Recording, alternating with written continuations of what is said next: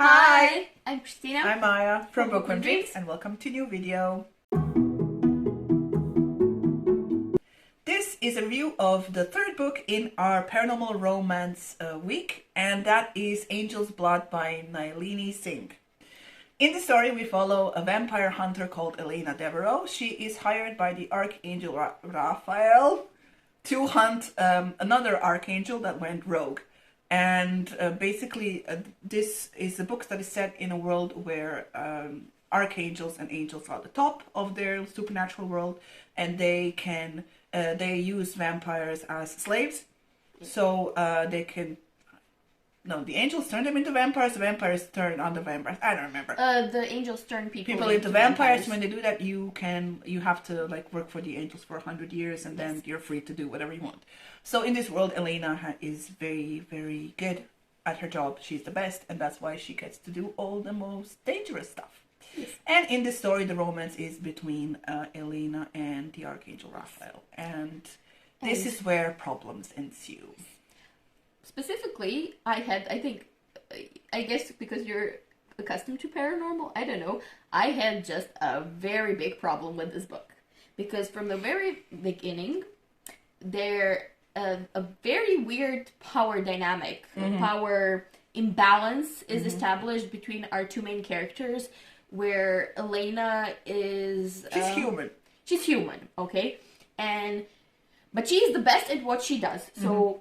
I guess reading Ilona Andrews has made me, expect very... If you say that you're the best and you are capable of doing your job without other people helping you. Exactly. And throughout the book, Elena is, first of all, it felt to me very incapable because she had to depend for basically everything. In the investigation, in the final battle, let's say, and everything. She had to rely on the archangel, and the vampires.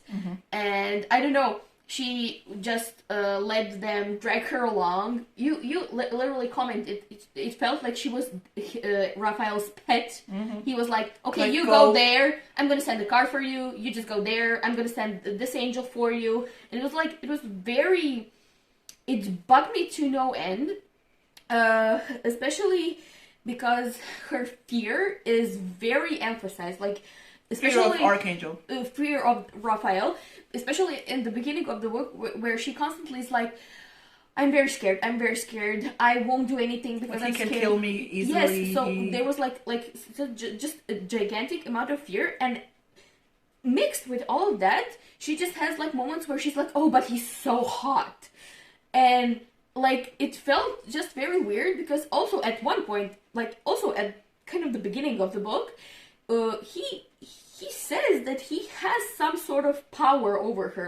As it sounds as if he could be able to influence her and make her want him. And he did at some point in the beginning. He did. Yeah. And which just gave me very rapey vibes, very big issues with just consent, and it just absolutely throughout the entire book, even when it was implied at some point that it is not purely him that's kind of influencing her, I still had an issue with, does every scene that contains them involving any kind of smut really her will?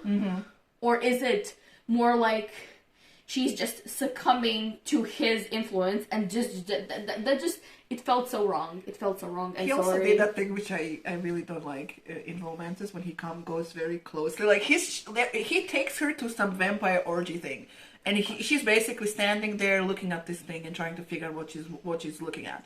And he basically comes behind her, and he's like, I can feel him in my ear, his breath on my ear. I was like, oh, I hate when that happens. And it was such a turn off, and just...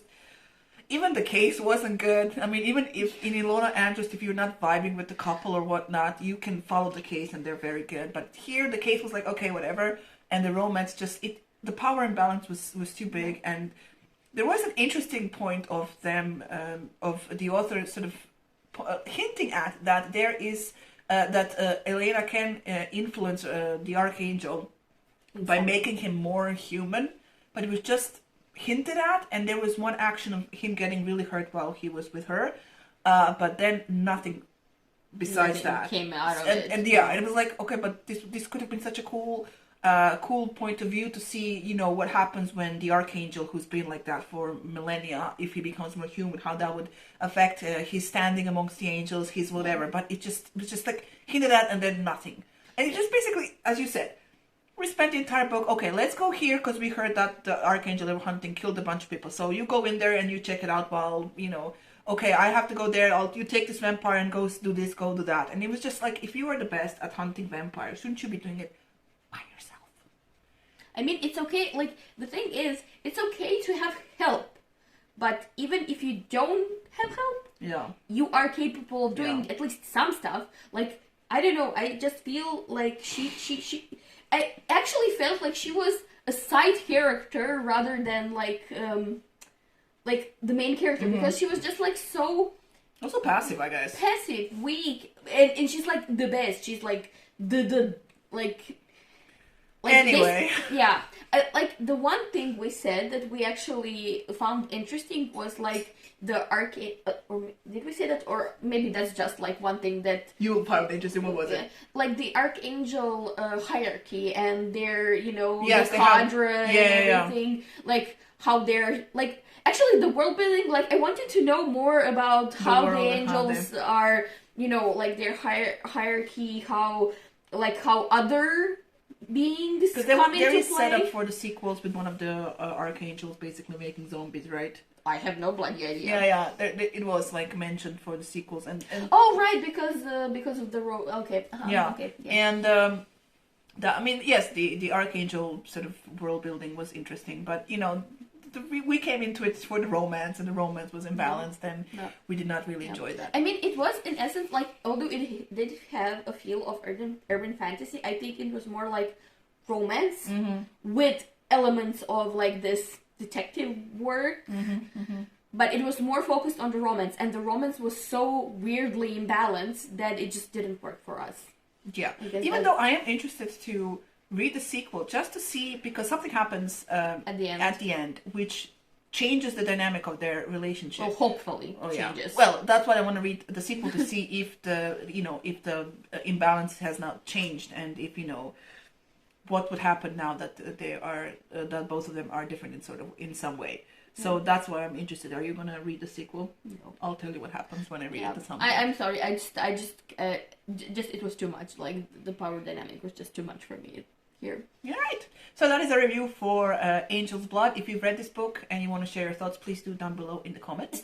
Please like, share, subscribe, press the bell button if you want to get notifications whenever we post new videos. There are important links about world issues in the description box below. Also, check out all the other reviews that we did for this week. The playlist and stuff will be somewhere on the screen and down below in the description box. Yes. And thank you so much for watching, and we'll see you in the next one. Bye!